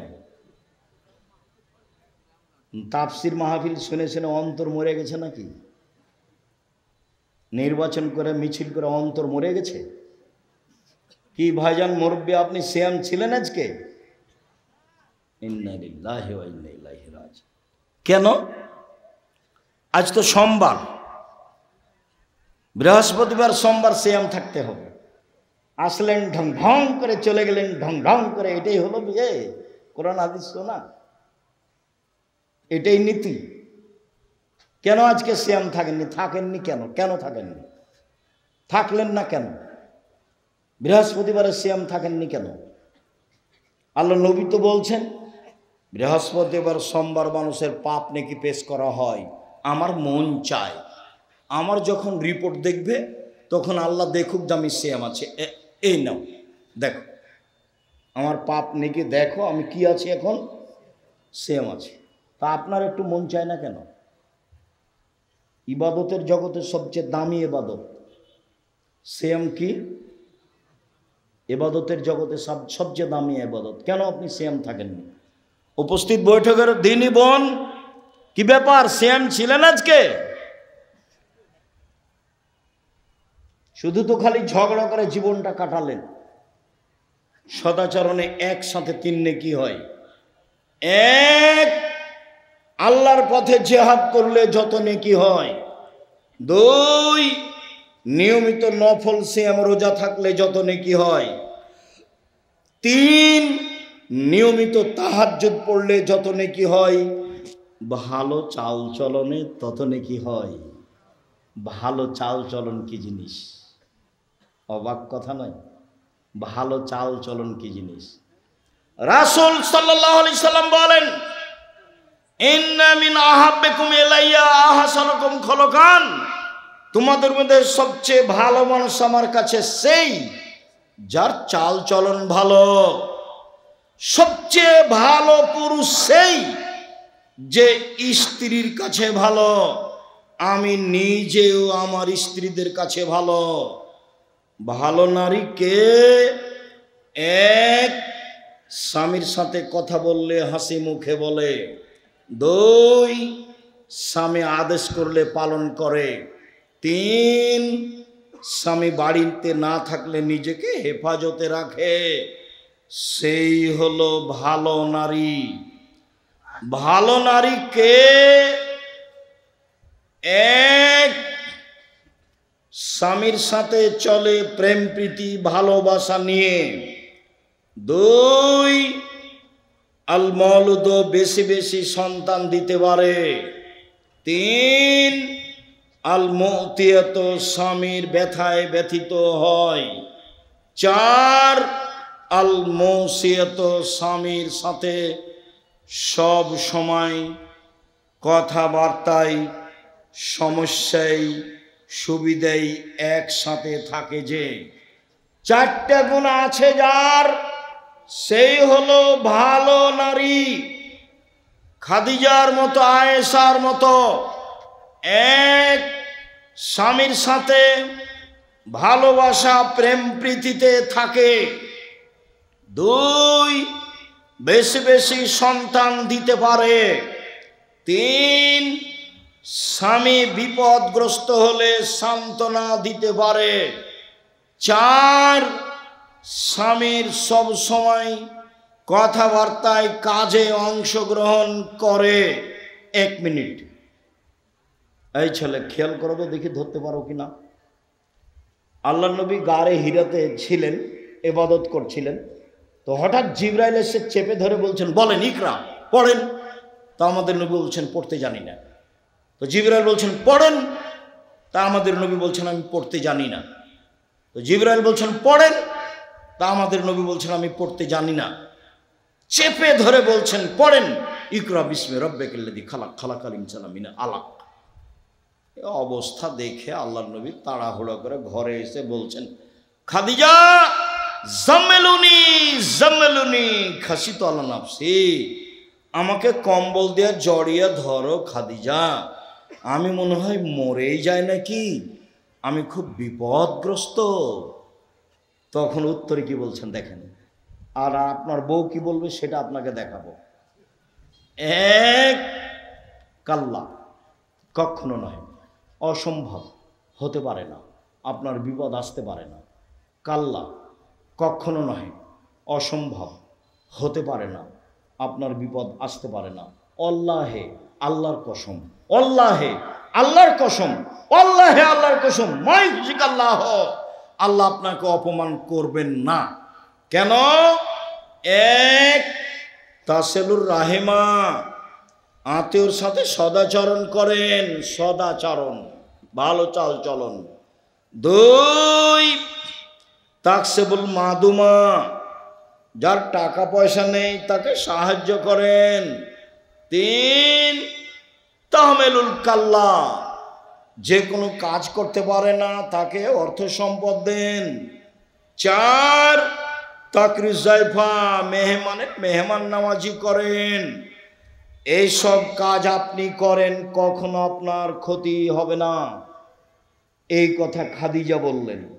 আর আপনি আপনার স্ত্রীকে যদি বলেন, শোনো খালেদা, ঘটনায় তোমাকে তো বললাম যাও না, তোমাকে তো শতবার বললাম যাও, তুমি তো কথা শোনো না, তুমি তো কথা শোনো না, তুমি তো এটা করবে, তোমার কারণে এটা হলো, নেবা।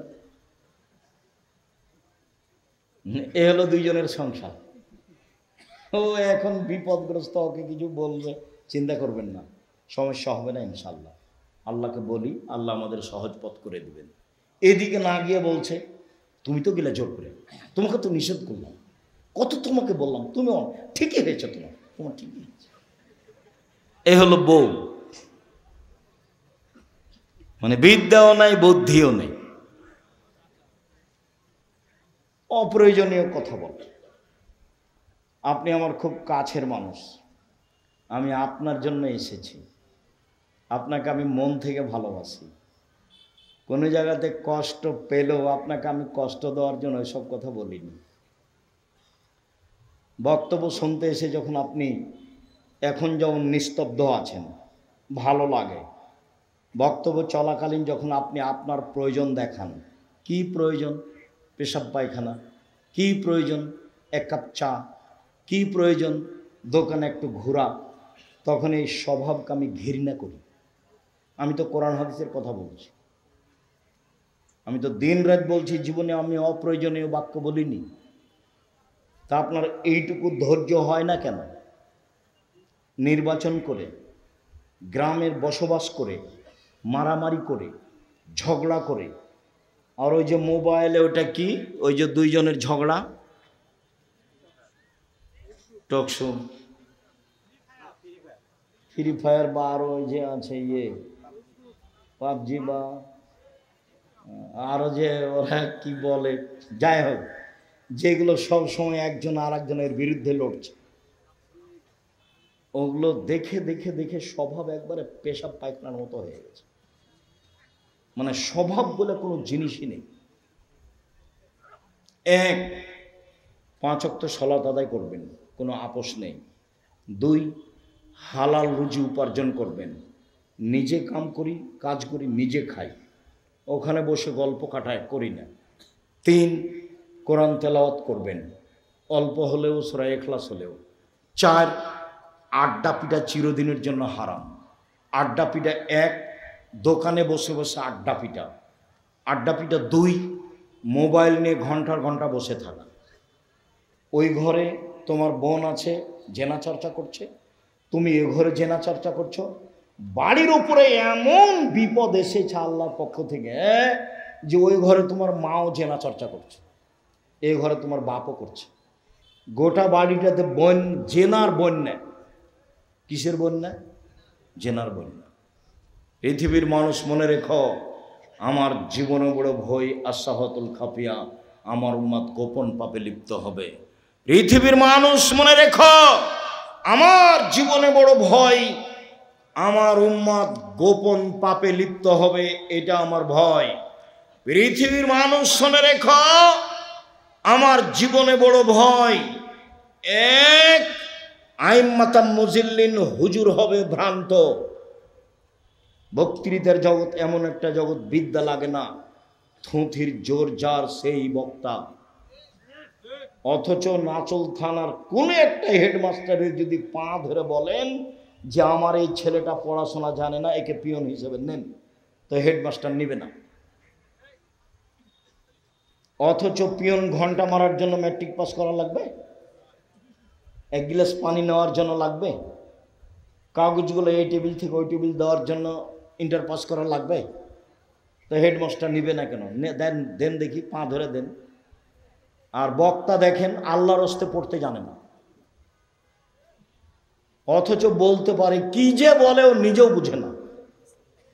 অথচ জাতির সামনে বাস ভালো খাওয়া, ভালো বিদায়, ভালো সব কিছু, ভালো গাড়ি চলছে। আল্লাহ রাসূল বলছেন, আমার জীবনে বড় ভয় ভ্রান্ত আলেম ওলামা। একবার বলছেন, পৃথিবীর মানুষ শুনে রেখো, এখরজু মিন বাদি আইম্মা, আমার পরে কতগুলি আলেম ওলামা হবে, ইস্তান্নুনা বিগাইরি সুন্নতি ওয়া ইয়াহদুনা বিগাইরি হাদিয়াতি, আমার আদর্শ ছাড়া অন্য আদর্শ ধরে বলবে এটাই রাসূলের আদর্শ, আমার সুন্নাত বাদ দিয়ে অন্য সুন্নাত ধরে নে বলবে এইটাই রাসূলের আদর্শ। ওদের দেখতে লাগবে মানুষ, ওদের অন্তর হলো শয়তানের অন্তর। মাওলানা সাহেবকে দেখতে লাগবে মানুষ, মাওলানা সাহেবের অন্তর হবে শয়তানের অন্তর। এ কথা আমি বলিনি, এ কথা মুহাম্মদ সাল্লাল্লাহু আলাইহি ওয়াসাল্লাম বলেছেন। 2, সাতালতাহিকু কাবাইলু উম্মতি বিল মুশরিকিন, আমার উম্মত হিন্দুদের সাথে মিশে যাবে। তুমি পূজায় গেলে কেন? জিনিস বিক্রি করতে গেলে কেন? ঘুরতে গেলে কেন? গেছো কেন? এই ছেলে, গেলে কেন? যাবা কেন? তোমার স্বভাব কেন তো খারাপ, নিচু কেন? তুমি একবারে এত নিচে নেমে গেছো কেন? ওখানে তুমি গেলে কেন? আমার উম্মত হিন্দুদের সাথে মিশে যাবে। তোমার মোবাইলে দিন রাত বাজনা বাজে কেন? এটা তো হিন্দুদের কাজ।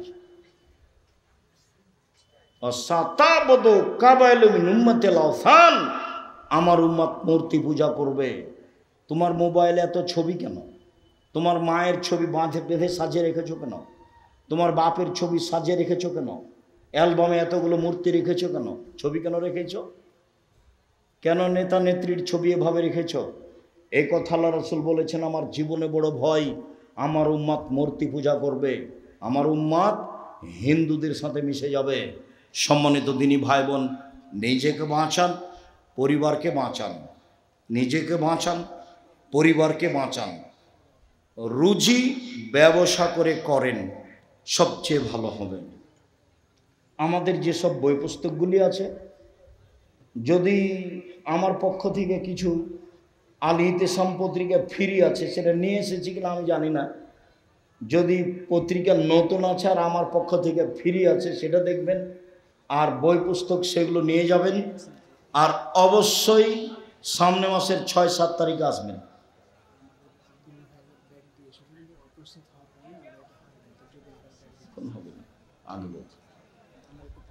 তো অবশ্যই 6-7 তারিখে যাবেন। আর এত যে আমাদের কিছু আদায়ের প্রয়োজন ছিল, সেটা আমি এসেছিলাম তখন বলে হতো। এরপরেও আপনাদের যার যতটুকু সম্ভব, আলিয়াদুল উলিয়া খায়রুম মিন ইয়াদিস সুফলা, দেওয়া হাত ভালো নেওয়া হাতের চেয়ে, সম্ভবপর সহযোগিতা করবেন। আসসালামু আলাইকুম ওয়া রাহমাতুল্লাহ। আমাদের পক্ষ থেকে একটি ঘোষণা, আপনারা যারা চান যে আমাদের এই সুন্দর ইসলামী সম্মেলনটি প্রতি বছর আমরা কন্টিনিউ করব, এইজন্য আমাদের অর্থের প্রয়োজন। এইজন্য আপনাদের কাছে আমরা রিকোয়েস্ট করব, আপনারা কেউ যদি বাৎসরিক দাতা সদস্য হতে চান, তাহলে আমাদের এখানে ডেস্কে আপনারা যোগাযোগ করবেন। পাশাপাশি আমাদের যে সদস্য ভাইগণ এখনো টাকা দেন নাই, আপনারা অবশ্যই আমাদের দায়িত্বশীলদের সাথে দেখা সাক্ষাৎ করে তারপরে এই মাহফিলটা করবেন ইনশাআল্লাহ। সবাই বইগুলো নিয়ে যাবেন। আজকের আলোচনা উপদেশ বইয়ে আছে।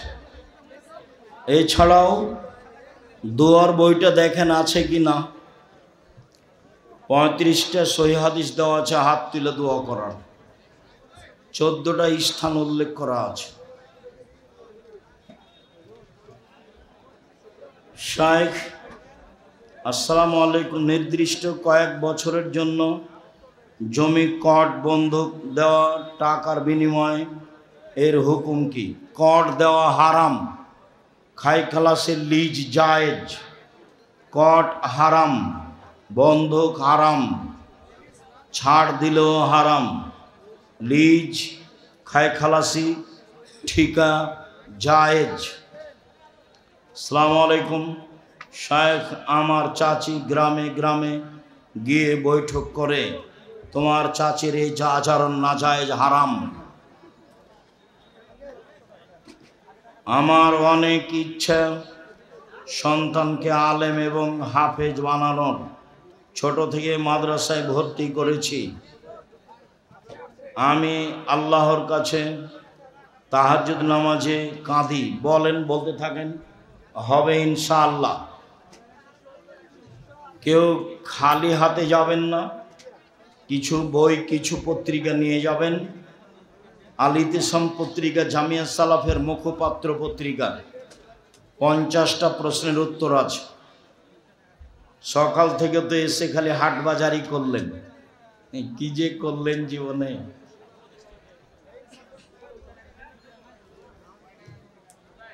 আসসালামু আলাইকুম। কোরআন মাজিদ হিফজ করার পর ভুলে গেলে গুনাহ হবে?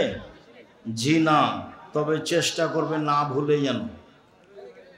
হাদিসে গাজওয়াতুল হিন্দের কথা এসেছে, আমি কি হিন্দুস্তানে যুদ্ধ হবে মুসলিম সেনাদের? এটাই ঠিক। কবে হবে এখনো কিছু স্পষ্ট বোঝা যায় না। বাংলাদেশে ক্রিকেট টিমের খেলোয়াড়ের বেতন 5 থেকে 8 লাখ। প্রতিযোগিতায় দেখা খেলা হারাম। ওর গল্প যেখানে চলে সেখানে বসে থাকাও হারাম। পাড়াতে লম্বা ফেস্টনে ফেসবুকে দেওয়া তো বহু দূরের কথা, দেখা তো বহু দূরের কথা। এগুলো হলো কুকুর শ্রীগালি জীবন। হই হুল্লাড়, হই চই, হাত তালি। যাদের বিদ্যা নেই বুদ্ধি নেই তারা এগুলো করে। নিম্ন শ্রেণীর মানুষ যারা, মনে কিছু নিও না, এগুলো ইতর শ্রেণীর মানুষের কাজ। আব্দুর রাহিক সাহেব আমাদের ইতর শ্রেণী বললেন, তোমাকে বলবো কেন? আরে তো তুমি ভদ্র ঘরের ছেলে, তুমি তোর ধারে কাছে যাও না। যারা বিশাল ব্যানার দিয়ে এসব খেলা দেখে তারা শিক্ষিত হলো কি করে? কি বুঝাতে চাও তুমি? ঠাকুরের গান বলো, সকালে গিয়ে ওমা তোমার আকাশ তোমার বাতাস, ও কালিমা তোমার আকাশ তোমার বাতাস, আর তুমি আমাকে শিক্ষা দেখাও। আমি বলিনি, আমার ছেলে মেয়ে বলেনি, বলবে না ইনশাআল্লাহ। মহিলা দিয়ে মাহফিলের নামে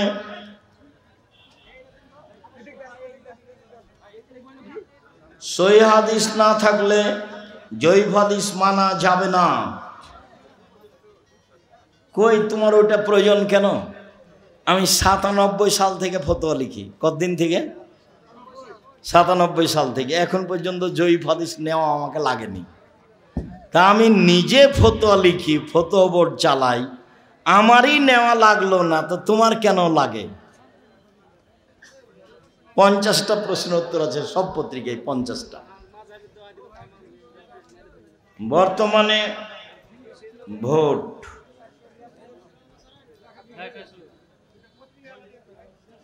আন্দোলন করে দাবি জানানো কি আহলে হাদিসদের মানহাজ?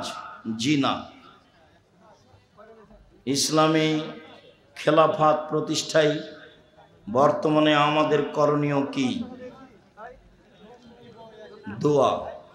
আমার মাঝে মধ্যে চিন্তা হয় জান্নাতে কি 70 জন এর বেশি হুর পরীরা পাওয়া যাবে? যেতে পারে। ইমাম মাহদী আসার পূর্বে হাবিবুল্লাহ মাহমুদ আসবে কি? জি না। গণতন্ত্র কি? গণতন্ত্র খ্রিস্টান আব্রাহাম লিঙ্কনের পরিকল্পনা। নেতা মানুষ রচিত আইন মানতে বাধ্য। ইসলামী নীতিতে নেতা কোরআন হাদিসের আইন মানতে বাধ্য। গণতন্ত্রের নীতিতে জনগণ, নেতা জনগণের কাছে দায়বদ্ধ। ইসলামী নীতিতে নেতা কোরআন হাদিসের কাছে দায়বদ্ধ। গণতন্ত্রের নীতিতে জনগণ ক্ষমতার উৎস। ইসলামী নীতিতে আল্লাহ ক্ষমতার উৎস। গণতন্ত্রের নীতিতে নেতার বয়স 5 বছর। ইসলামী নীতিতে নেতার বয়স 1 দিন 1 ঘন্টা 50 বছর। পরিবেশ যা হয় অনেক অমিল।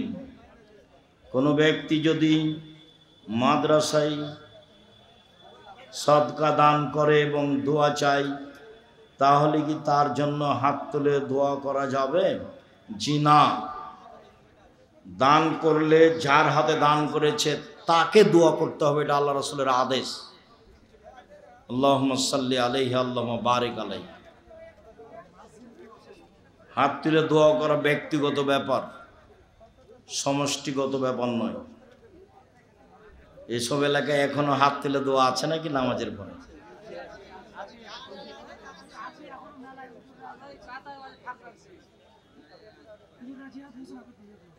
জিহাদ ঘোষণা করে দিছে হুজুরেরা।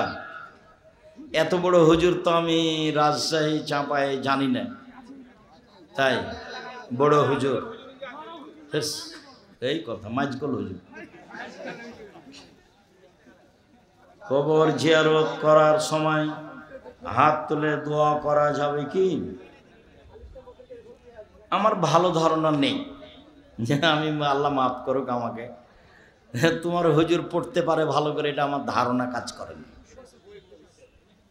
হঠকারিতা। সাহারি খাওয়ার শেষ সময় কতক্ষণ? আজানের পূর্ব মুহূর্ত পর্যন্ত।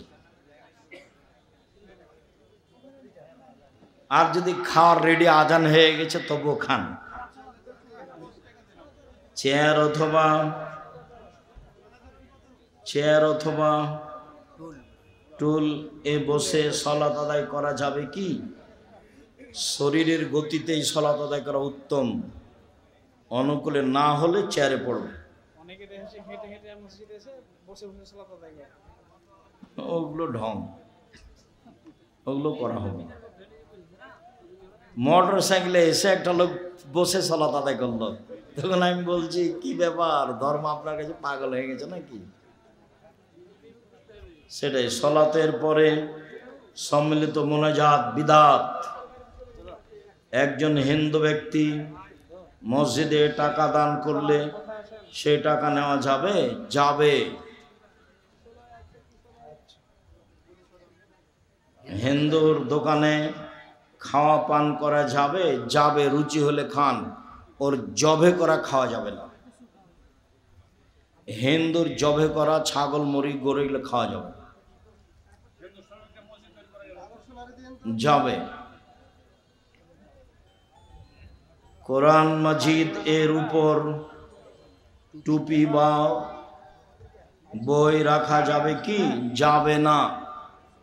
কোরআন মাজিদ, কোরআনের আরেকটা নাম কোরআন আজিম, সবচেয়ে সম্মানী কিতাব কোরআন মাজিদ, কোরআন আজিম।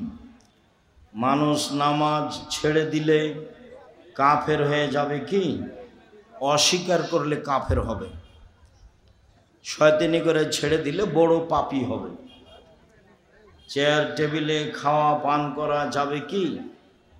না খাওয়াই উত্তম। আল্লাহ রাসূল কোনদিন চেয়ার টেবিলে বসে খাননি। মা কালা রাসূল সাল্লাল্লাহু খেওয়া নিন, আল্লাহ নবী কোনোদিন চেয়ার টেবিলে বসে খাননি। যে আমি কোথাও খেয়েছি, কোথাও বসেছি, সাধারণত চেষ্টা করি না খাওয়ার। যাক, তারপরেও যে কিছু দুর্বলতা দেখলে বলে সেটাও ভালো। সেটাই, কোনো জায়গায় মনে হয় খেয়েছি, দেখেছে মনে হয় বাহির দেশে। আপনি লুঙ্গি পরে আসেন কেন? ভালো লাগে, অন্য পোশাক আমাকে ভালো লাগে, এখানে কোনো রহস্য নেই। আমি যেভাবে বুঝি তাতে ভালো লাগে, সেই জন্য। আর একটা জিনিস কাজ করে, যে আমার ভিতরে সবসময় কাজ করে, যে লৌকিকতা দিয়ে আমি কোনো কাজ করতে রাজি নই, রং ঢং দিয়ে কোনো কাজ করতে রাজি নই। আমার জীবনে আমি কোনোদিন কারো বক্তব্য শুনে বক্তব্য দিইনি, আমি নিজেরটাই শুনি না, কারো বক্তব্য কোনোদিন শুনিনি, আর কারো কিছু দেখে আমি প্রভাবিত হইনি।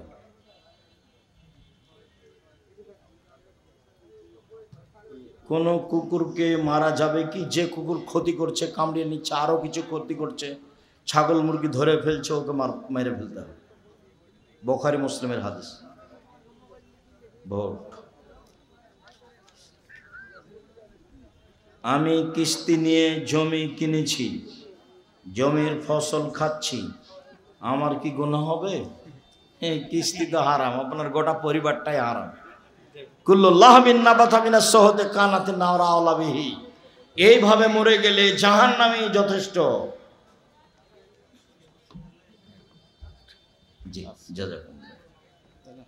ফরজ সালাতে মেয়েরা কি জোরে কেরাত পড়বে? স্বাভাবিক কণ্ঠে পড়তে পারে, ইমামতি করবে। শায়েখ, আমি সালাত আদায় করি, আমার স্ত্রী করে না, তার করণীয় কি? বোঝাও, সতর্ক করো, কিছু হালকা শাস্তি দাও, না হলে তালাক দিয়ে দাও।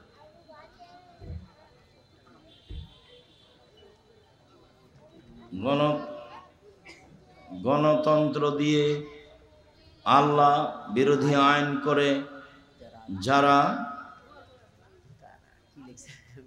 আমার ছেলের নাম আল ফারাবি বিন রাসেল রাখতে চাচ্ছি, রাখেন, হারাম নয়। কোন মুসল্লি জুমার খুতবার সময় হাত তুলে দোয়া করতে পারবে?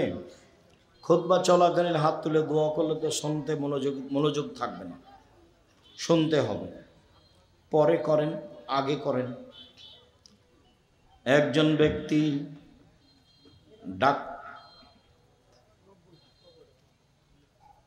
ইমাম খুতবা চলাকালীন মুসল্লি হাত তুলে,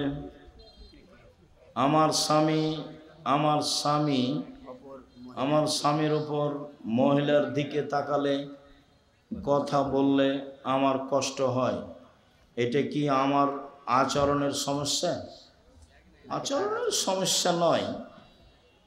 পুরুষ মানুষের মহিলাদের সাথে জরুরি না থাকলে কথা না বলাই ভালো।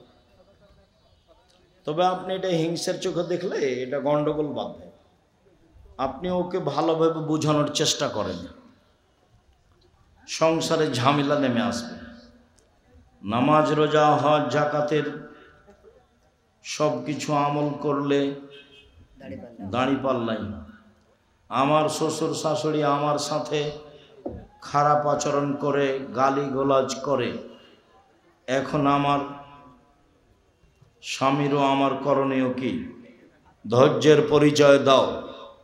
তোমার শ্বশুর শাশুড়ি তোমার উল্টা যাবে, এ কথাই ঠিক। তুমি ধৈর্যের পরিচয় দাও। হুজুর, আপনার কি মনে হয় মানুষ মারা গেলে তার ছবি মোবাইলে দেখলে গুনাহ হবে কি? না, গুনাহ হবে না, না দেখাই ভালো। আমাদের মসজিদের ইমাম জর্দা দিয়ে পান খায়, তার পিছনে সালাত আদায় করতে হবে না, তাকে সরাতে হবে। যতদিন না সরেছে ততদিন করেন, তারপর সরিয়ে দিয়ে আরেকটা ভালো আনেন। আপনারা জেহাদের কথা বলেন না কেন? তুমি বুঝোনি এই জন্য। আমি এক ছেলের মাকে বিয়ে করি। বিয়ের আগের দিন পূর্বের স্বামীকে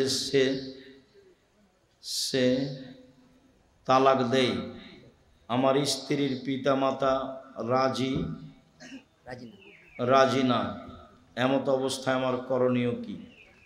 তোমার বিবাহ হয়নি, মহিলা যদি তালাক নেয় তাহলে 1 মাস থামতে হবে, আর যদি স্বামী তালাক দেয় তাহলে 3 মাস থামতে।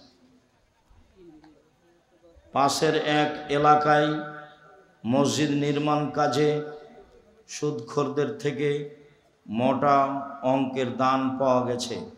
এগুলো বলা বলি করো না তো। যে সুদের টাকা দিয়েছে সে কি নেকি পাবে?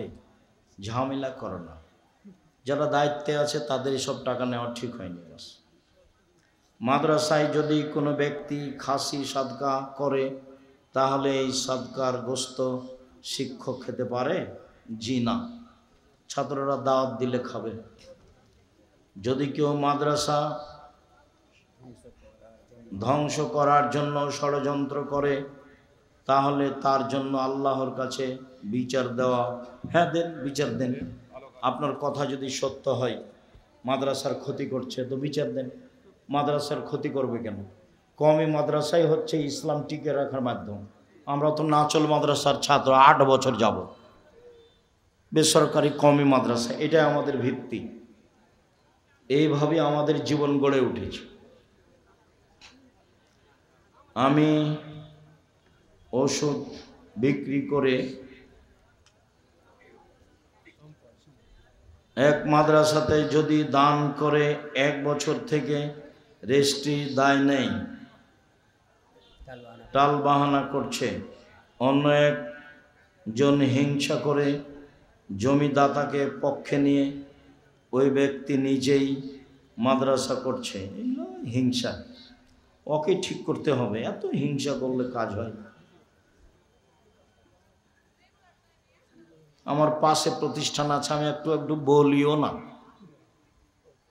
যে কি খবর, কেমন আছে, জিজ্ঞাসাও করি না কাউ। ও, আপনি আপনার মতো থাকেন, আমি আমার মতো থাকি। ও মানে একজন সালাত আদায় করছে এক ধরনের, একজন সালাত আদায় করছে আর এক ধরনের। এ তার সাথে কথা বলতে পাবে না এই বিষয়ে। আমার প্রশ্ন হচ্ছে, একটা ওয়াক্তিয়া মসজিদকে জুমার মসজিদ বানাতে করণীয় কি? করণীয় লাগবে, জুমা চালু করতে হবে, বাস। তবে পাশে যে জুমা মসজিদ আছে তাদের সাথে কথা বলে, কারো অনুমতি ব্যতীত এককভাবে ওয়াক্তে মসজিদকে জুমার মসজিদ করলে তাকে হবে না, সবাই মিলে বসে করতে হবে। আম্মা জান খাদিজা রাদিয়াল্লাহু তাআলা কোন দিন সালাত আদায় করেছেন কি? কোনোদিন সালাত আদায় করেছেন কি? রাসূলের থাকাকালীন যেভাবে ইবাদতের পদ্ধতি ছিল সেটাই করেছেন। আমাদের কাছে স্পষ্ট কিছু নেই। যা ফরজ গোসল ছাড়া বাচ্চাকে কি দুধ খাওয়ানো যাবে? ফরজ গোসল ছাড়া বাচ্চাকে দুধ খাওয়ানো যাবে, কোনো সমস্যা নেই। তবে তায়াম্মুম করে বা ওযু করে খাবেন বা খাওয়াবেন, ওযু করে খাবেন বা খাওয়াবেন। আমার প্রতিবেশী ভালো না, খুব অশান্তি, আমার করণীয় কি? ধৈর্যের পরিচয় দিয়ে থাকেন, না হলে বাড়ি সরিয়ে নেন। এটা হিজরত। জিন ইবলিস কি একটাই? ইবলিস হলো জিনদের পিতা, একই জাতি।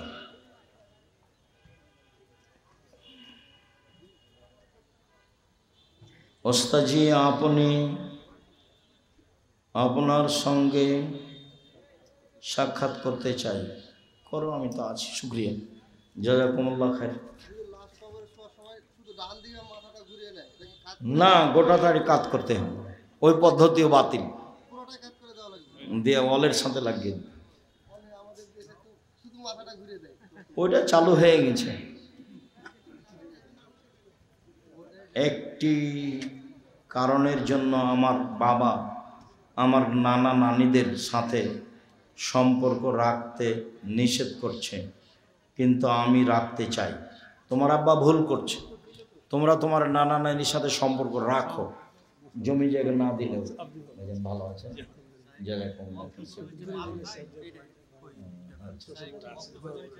আল্লাহ